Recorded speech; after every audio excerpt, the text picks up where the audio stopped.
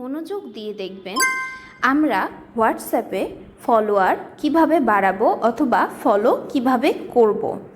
প্রথমে আমাদের এমন একটি লিংক আসবে, সেই লিংকে আমাদের ক্লিক করতে হবে। ক্লিক করার পর এমন একটি পেজ আসবে, ওপরে যে ফলোয়ার্স লেখা আছে বা সলভার লেখা আছে, এই সলভারে যে ক্লিক করব।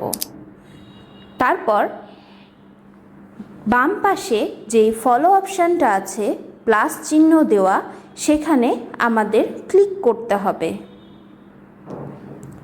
এখন হয়ে গেল, ফলোয়ার্স 21 থেকে 22 হয়ে গেছে, তার মানে আমার ফলো হয়ে গেছে।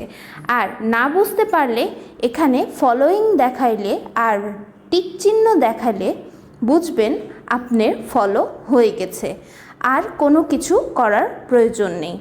আপনার এখন এই হোয়াটসঅ্যাপ পেজটা ফলো করা আছে।